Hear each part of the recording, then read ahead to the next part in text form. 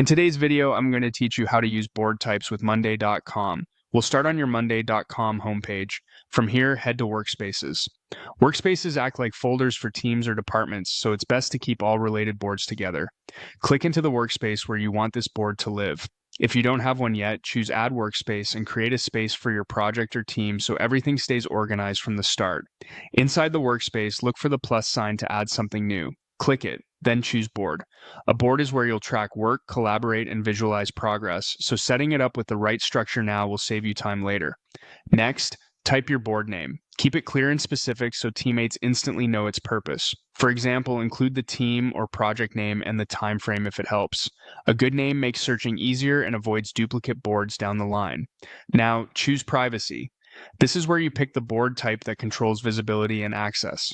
Main boards are visible to everyone in the workspace, making them perfect for team-wide transparency on projects or shared pipelines.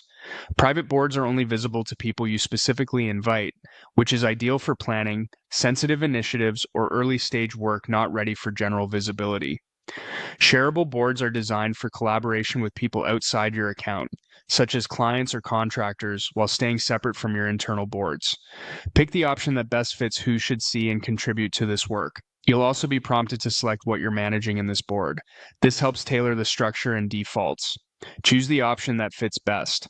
Items for general to-dos or records, budgets for tracking costs and spending, employees for HR or resource planning, campaigns for marketing initiatives, leads for sales pipelines, projects for project management workflows, creatives for design or content requests, clients for account tracking, and tasks for straightforward action lists.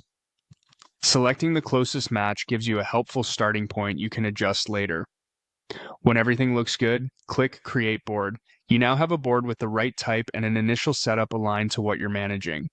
From here, you can start adding items, assigning owners, and customizing columns to suit your process. But the key foundation, workspace placement, a clear name, the correct privacy type, and a purpose-aligned setup is already in place. Thanks for watching, and you're ready to put board types to work in Monday.com.